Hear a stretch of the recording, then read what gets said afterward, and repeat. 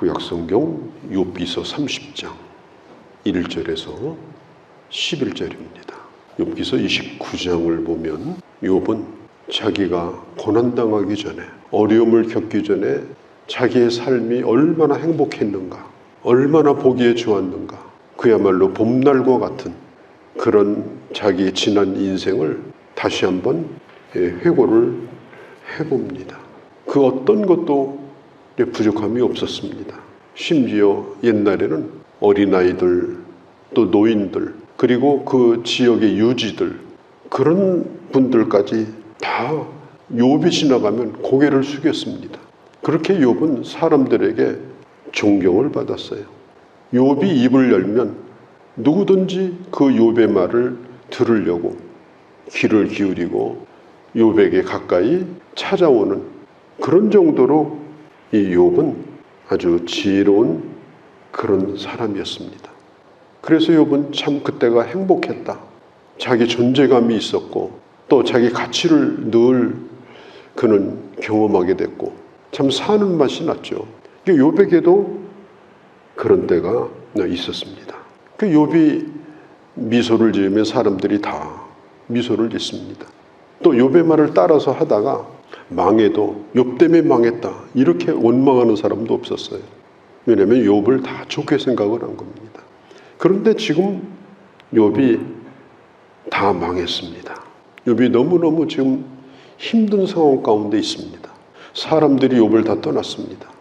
옛날에는 욥 근처도 못 오던 사람들이 욥에게 가까이 와가지고 욥을 조롱합니다. 노랫거리로 삼습니다. 이런 가운데 욥은 어떻게 했는가? 사람은 언제 어느 때에 이런 일을 겪을지 모릅니다. 욥은 남의 얘기가 아닙니다. 욥은 우리 자신의 얘기가 될 수도 있고 또 사람은 나이 먹고 오늘 읽진 않았습니다마는 30장 후반에 보면 누구나 그런 길을 다 가는 거예요. 화려하게 꽃이 피고 아름답고 젊은 시절같이 그렇게 가는 인생이 어디 있습니까? 보기 흉하게 그냥 얼굴은 검버섯이 피고 머리는 희다가 나중에 다 빠져버리고 허리는 굽어버리고 몸에 붙어있던 그 고운 피부는 다 쭈그러들고 이제는 사람들도 나를 보기 싫어하고 나도 내 자신을 참 보기가 참 끔찍하고 사람들이 살아가는 길이 그런 길이 아니겠습니까? 욥이 하나님 앞에 이런 얘기를 해요. 뒤에 읽어보면 하나님이 나를 그렇게 하시기로 작정하셨구나. 그러니까 욥이 겪는 이런 일들은 사실 따지고 보면 누구라도 다 그걸 겪고 살아갑니다. 다만 그것이 천천히 되게 다가오기 때문에 우리는 그것을 느끼지 못할 뿐이에요. 사람은 이런 일들을 겪으면서 그 일들을 어떻게 대하느냐 이게 참 중요합니다. 어떤 심리학자는 상황을 대하는 사람들의 두 가지 태도가 있다고 했습니다. 첫째는 리액션, 두 번째는 리스판스. 리액션은 뭐냐면은 반사적인 거예요. 리스판스는 응답적인 거예요. 반사적인 게 뭐냐? 순간적으로 자기 감정 내키는 대로 하는 거예요. 자기 느낀 대로 하는 거예요. 집에서 기르는 강아지가 주인이 지나가다가 강아지 꼬리를 밟았어요. 주인님 왜 밟으세요? 그렇게 하는 강아지는 이 지구상에 없어요. 갑자기 이빨을 드러내고 노려보고 으르렁거립니다. 아무리 잘해주던 강아지도 그렇게 합니다. 그걸 반사적이라고 그래요. 지금 내가 당하고 있는 이 일, 그리고 내 기분, 내 감정, 그것 외에는 아무것도 없어요. 그래서 내키는 대로 말하고 내키는 대로 행동합니다. 리스판스라고 하는 건 응답적인 것입니다. 생각하는 거예요. 꼬리를 밟았어요. 실수한 건 아니지. 잘못 밟은 거지. 고의적으로 한 것도 아니고 오히려 그 사람 걱정을 해주는 거예요. 왜 이런 일이 있었을까? 생각도 해보는 거예요. 그래서 오히려 밟아놓고 놀라는 사람을 괜찮냐고 이렇게 오히려 되물어요. 이게 응답적인 사람이에요. 우리 예수 믿는 사람은 반사적인 사람들이 아닙니다. 어떤 일이 있을 때에 으르렁거리고 노려보고 화나는 대로 그냥 침 뱉듯이 말을 막 뱉어버리고 그렇게 하는 사람들이 아니고 언제나 생각하는 사람이에요. 하나님에 대해서도 마찬가지예요. 신앙생활 하다가 자기가 원치 않는 일, 힘든 일 생기면 사람이 험해져요. 사람이 거칠어져요. 그래서 신앙생활도 아주 그냥 그렇게 험하게 해요. 자기 내키는 대로 해요. 누구 말도 안 들어요.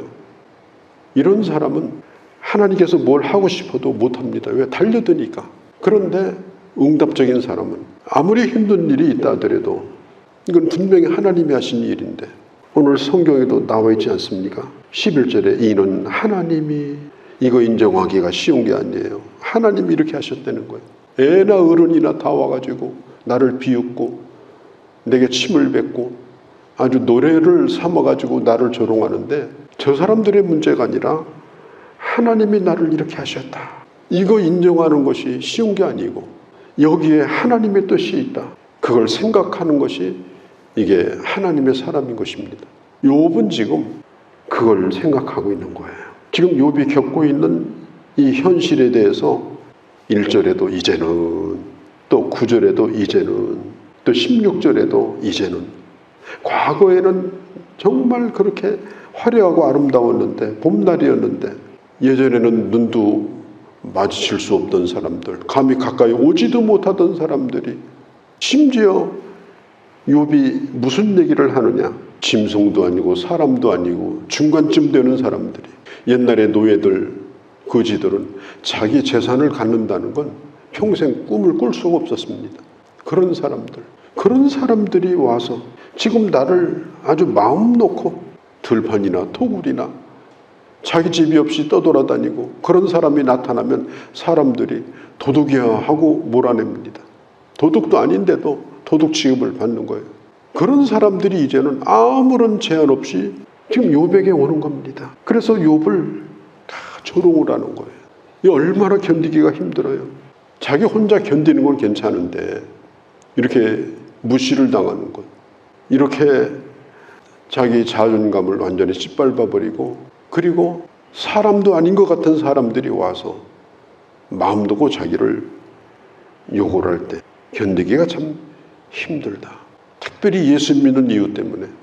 내가 예수 믿는 거 말고는 아무런 문제가 없는데, 직장에 가서도 그렇고 친구들 간에도 그렇고 나를 바보 취급을 해요.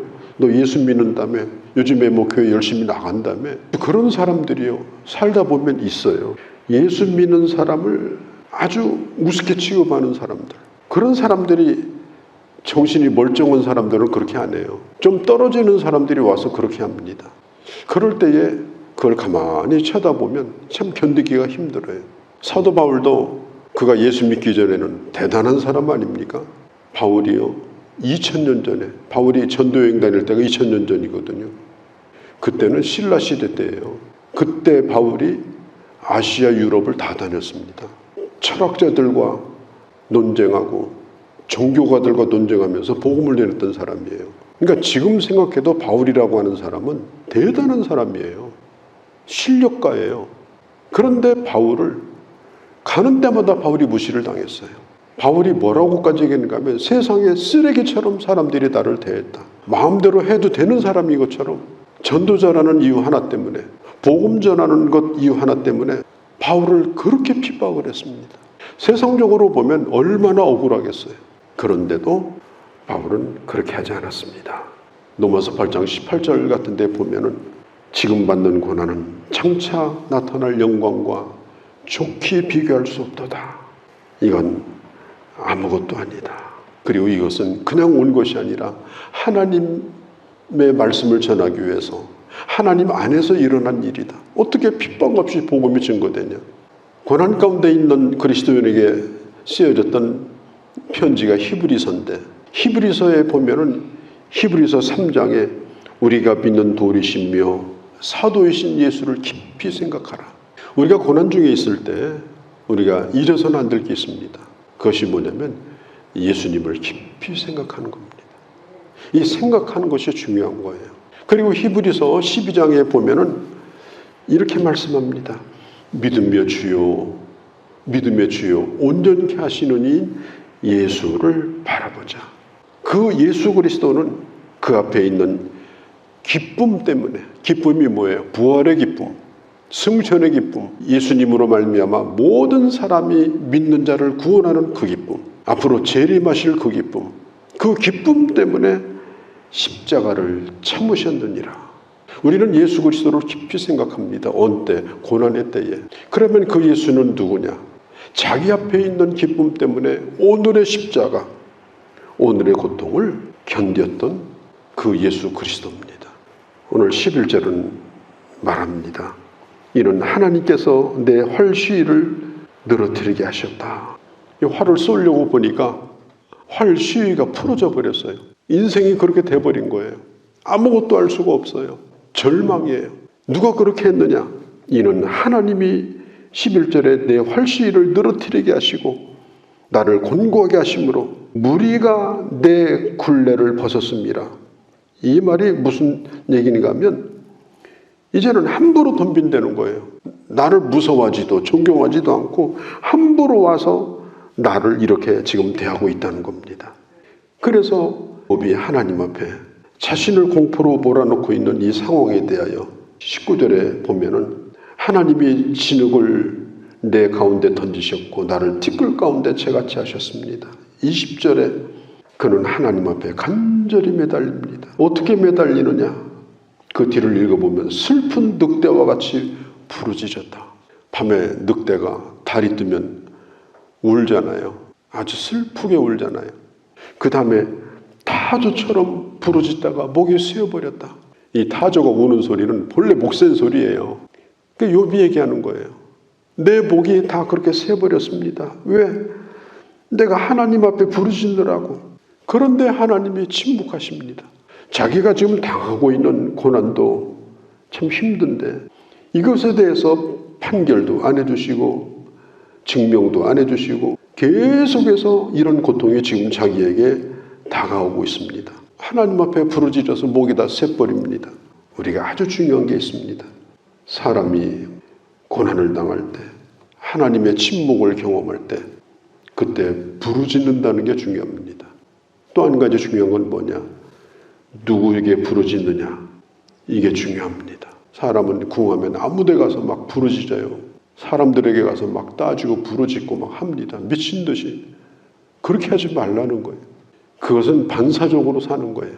응답을 주시는 하나님 앞에 욥처럼 부르짖는 겁니다. 헛된 기도란 없습니다.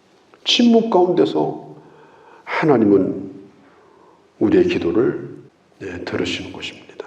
어쩌면 우리도 욥과 같은 길을 지금 가고 있다고 볼 수도 있습니다. 욥이 여기 보면 내 살도 다 빠지고 내 피부가 검어지고 내 뼛속이 지금 다 비는 것 같고 그 뒤에 보면 좋은 얘기가 나오잖아요. 그게 장차 우리들의 모습이 아니겠습니까? 우리가 인생을 살면서 우리가 나이 먹어가고 이러면서 그 신앙도 그 성격도 그의 그 아름다움이 다 사라져버리면 안 돼요.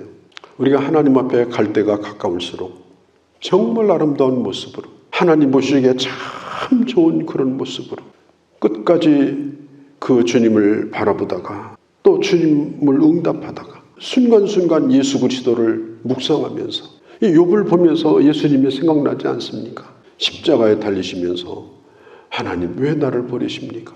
천지에 예수님을 변호해 줄 사람이 아무도 없는 가운데 예수님은 하나님을 바라보면서 끝까지 기도하시고 그렇다고 그 자리에서 살려준 것도 아니에요. 그냥 죽으셨어요. 그런데도 주님을 바라봤어요. 그리고 부활하신 거예요. 우리 인생이 어떻게 되든지 끝까지 주님을 바라보고 우리가 마지막 날에 주님을 만나는 마지막 날에 영광 가운데 주님을 뵙는 그런 은혜를 우리는 잊어버리면 안 됩니다. 지금 욥이 오늘 우리에게 가르쳐주는 거예요. 당신들도 나와 다를 바가 없으니까 주님 앞에 이렇게 응답하면서 부르짖으면서 끊임없이 주님을 붙들면서 하나님 앞에 영광을 돌리면서 살라. 우리에게 지금 선포하고 있는 것입니다. 기도하시겠습니다. 거룩하신 우리 아버지, 저희가 욥기를 다시 보게 됩니다. 참 화려하고 아름답던 봄날이 지나고 이제는 아무것도 없는 그런 쓸쓸한 광야에 서 있는 그런 모습을 보지만 그래도 욥은 살아 있습니다. 하나님이 내 기도를 들으시고 하나님이 내 형편을 아시고 하나님이 반드시 응답하실 것을 믿고 그는 목이 새도록 주님 앞에 노래를 부르고 기도를 하였습니다. 아버지, 우리 인생은 욥과 같은 길을 가는데 예수 그리스도를 깊이 생각하고 앞에 있는 기쁨을 인하여 십자가를 참으셨던 주님을 또한 생각하고 장차받을 영광에 비교하여 오늘의 고난을 능히 이기게 하시고 항상 하나님 앞에 응답하며 살아가는 그런 저희가 되게 하여 주옵소서. 성령이여, 오늘도 저희들을 주장하시고 저희들을 사로잡아 주시고 오늘도 주 안에 거하는 참으로 귀한 복된 날 되게 하여 주옵소서. 우리 주 예수님의 이름으로 기도하옵나이다. 아멘.